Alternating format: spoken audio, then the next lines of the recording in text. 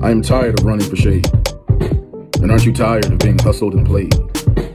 And aren't we all tired of crying about how hard it is to be black in America, even if it looks like we've got it made? Has this been difficult for you? Yeah. Warner was never part of the headline-hungry, paparazzi-fueled crowd. He worked, he created, he elevated conversations, and yet his death was barely acknowledged by the Hollywood elite. No major memorial specials, no primetime tributes, just a few quiet headlines and a whole lot of silence. Malcolm Jamal Warner, the beloved actor who rose to fame as Theo Huxtable, is gone. And his final message? It wasn't just a goodbye, it was a warning. And if for some reason you can't find a reason to smile, then that's probably the best time to be the reason for somebody else to smile. And now that he's passed, people are starting to ask the real questions. Why wasn't anyone listening? Why does it feel like every time someone speaks out, do they end up silenced? Was this just another tragedy? Or part of a pattern that's getting too hard to ignore? Warner wasn't just on vacation, he was on a mission to tell the truth. Can you tell me the fate of the people who consciously take the bait and embrace the very traits placed upon them by their captors who by design are inclined to keep them believing they're second rates?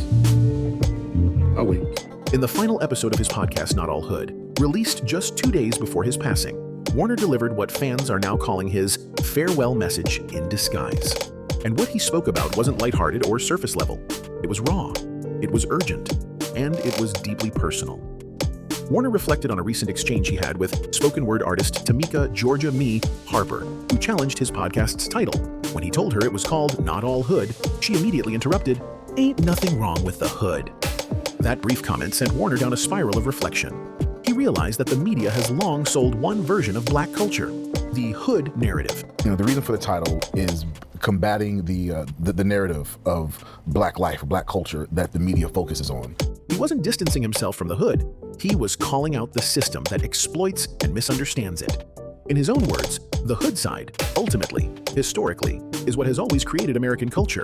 That's not just a cultural observation. That's a bold truth about appropriation, invisibility, and stolen legacy, a truth Hollywood has spent decades trying to silence. But Warner didn't stop there. He also got personal about how his views on terms like black excellence had evolved. Once skeptical of the phrase because of its attachment to fame and wealth, Warner said a conversation about black soldiers being erased from Arlington National Cemetery's historical records changed his perspective. Black survival in of itself is black excellence, he said. Not fame, not awards, not money. We're not all hood. The black community is not a monolith. There's so many levels and lanes to the black community, and we wanted to have a space where we could acknowledge, discuss all of those lanes. Just survival. That line hit hard then, and it hits even harder now, knowing how suddenly his own life was cut short. It's almost as if Warner sensed something, as if he knew his time was limited, and he wanted his final message to center the truth of black endurance, struggle, and resilience. And just like that, within 48 hours of dropping this powerful, vulnerable conversation, he was gone.